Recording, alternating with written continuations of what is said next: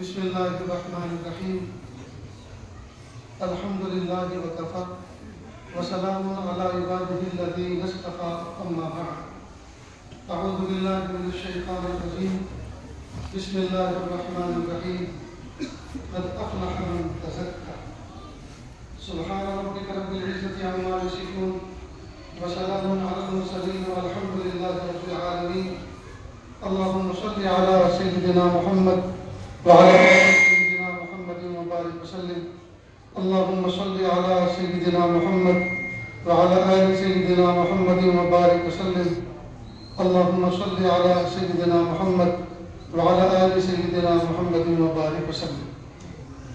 میرے بیٹھتے کے ساتھ ہی جو سیٹنگ تھی اسی پہ اس کو کرا. مائک کی سیٹنگ جو میرے بیٹھتے کے ساتھ ہی جو آواز میں جیسی تھی ویسی کی ویسی کر دوں.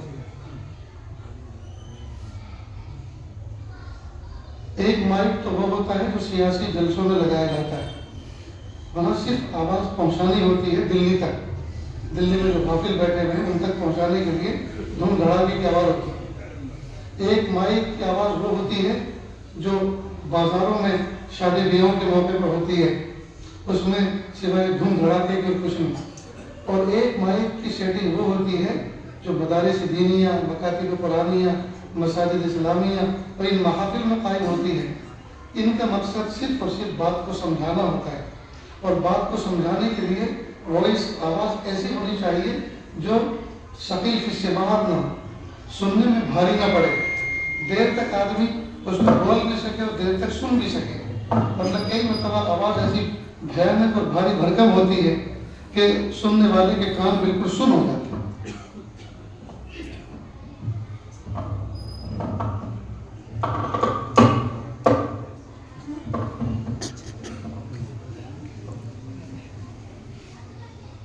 اب میرے منہ میں آنے میں اس میں کیا کمی رہ گئی؟ بس ایک چھینک آنے کی دیر رہ گئی ہے منہ میں.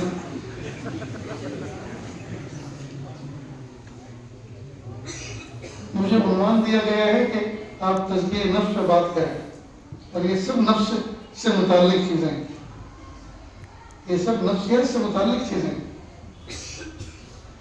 پتہ نہیں ہمارے علماء کو اور نوجوانوں کو کیا ہو گیا کہ وہ یہ ساؤنڈ سسٹم سیکھتے کیوں نہیں؟ اس کی سیٹنگ کب سویٹ بنتی ہے، کب نارمل بنتی ہے، کب اس میں ایکو کی ضرورت پڑتی ہے، کب ایکو اچھا لگتا ہے، کب جو ہے یہ بارے گرہ گزرتا ہے، نہیں سیکھتے.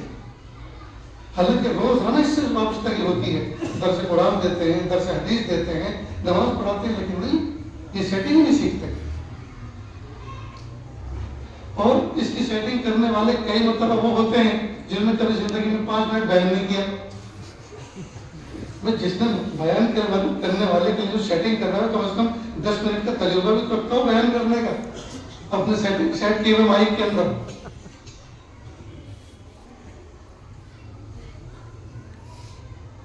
اللہ اکبر.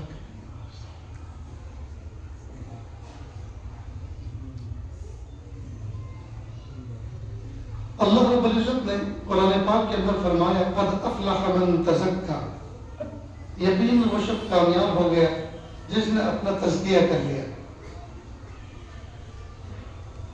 ایک ہوتا ہے تصفیہ اور ایک ہوتا ہے تزکیہ. تصفیہ قلب کا ہوتا ہے اور تزکیہ نفس کا ہوتا ہے. تزکیہ نفس کا ہوتا ہے. حضرت قاری امیر حسن صاحب رحمۃ اللہ علیہ جو حضرت مولانا حضرت رحمۃ اللہ علیہ کے ہوا کرتے تھے، وہ فرماتے تھے آج کل کے طلبہ کا حال یہ ہے، طلبہ کو مخاطب کر کے خاص طور سے کہتے ہیں کہ نہ استاذ کی مانتے ہیں، نہ شیخ و مرشد کی مانتے ہیں، نہ ماں کی مانتے ہیں، نہ باپ کی مانتے ہیں. مانتے ہیں تو نفس و شیطان کی مانتے ہیں جو سب سے بڑا دشمن ہے. جہاں دیکھی بھلی صورت مچل بیٹھے کہ یہ لیں گے، بس باطن کو نفس کو اچھا لگنا چاہیے، وہ کام کر گزریں گے. یہ حال ہو چکا ہے.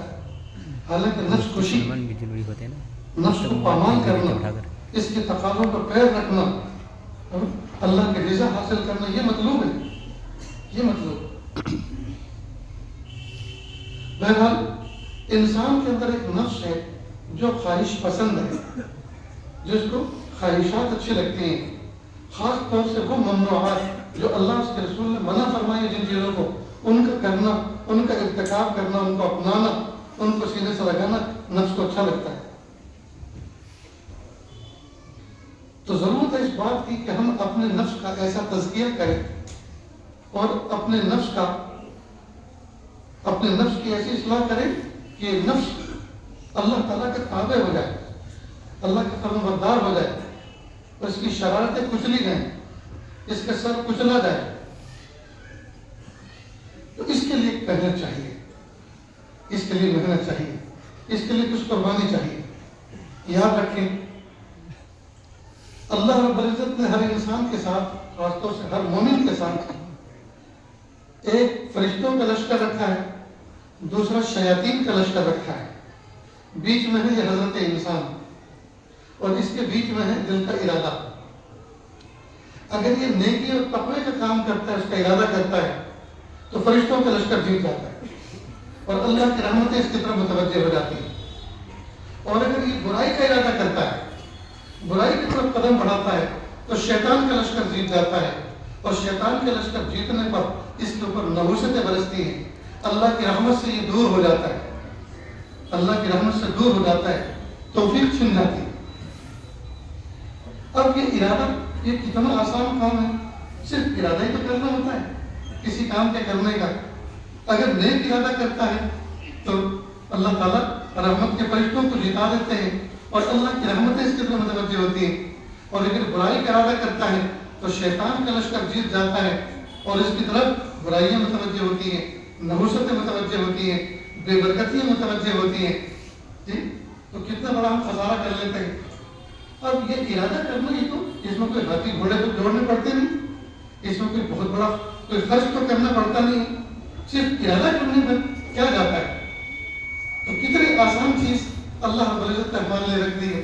قیامت کے دن ایک شخص کے بارے میں فیصلہ ہوگا کہ ایک بہت بڑے پہاڑ کے برابر اللہ کے راستے میں آٹا صدقہ کرنے کا اس کو اجر دو۔ تو فرمائے وہ شخص کہے گا پیارے اللہ، اتنا آٹا تو میں نے زندگی میں کبھی دیکھا نہیں، خاص تو دور کی بات ہے، پھر مجھے اس کا اجر کیوں مل رہا ہے؟ اللہ فرمائیں گے یاد کرو تم ایک مرتبہ 65 سال کے زمانے میں ایک پہاڑ کے قریب سے گزر رہے تھے اور تم نے نیت کی تھی پیارے اللہ اس پہاڑ کے برابر اگر مجھے آٹا مل جائے میں سب بھوکوں میں تقسیم کر دوں۔ تم نے ارادہ کیا تھا کہ نہیں؟ کسی پیارے اللہ کیا تھا تو اسی کا اجر دیا جا رہا ہے۔ تو ارادے میں تو بڑے بڑے فیصلے ہوتے ہیں اللہ کے، اور وہ ارادہ کتنا آسان ہے۔ افسوس کی بات ہے ہم اتنا آسان کام نہیں کرتے، نیک بننے کا ارادہ نہیں کرتے، نیک بننے کی کوشش نہیں کرتے، تو اور اس سے آگے ہم کیا کر سکیں؟ نیز جو آدمی ارادہ بھی نیکی کے کرتا ہے، ارادہ بھی نیکی کا کرتا ہے، نیت بھی نیکی کی کرتا ہے، اور اس کے ساتھ ساتھ دعاؤں کا اہتمام کرتا ہے، دعاؤں کا اہتمام کرتا ہے، اللہ جی مجھے نیک بنا دیجیے، اللہ جی مجھے پرہیزگار بنا دیجیے، اللہ جی مجھے ولیوں کا سردار بنا دیجیے، اللہ جی مجھے نیکوں کا سردار بنا دیجیے، اللہ جی مجھے تقویٰ دے دیجیے، اللہ جی مجھے پاکیزگی دے دیجیے۔ جو آدمی کثرت سے دعا کرتا ہے قیامت کے دن اللہ تعالیٰ ایسے ایک شخص کے بارے میں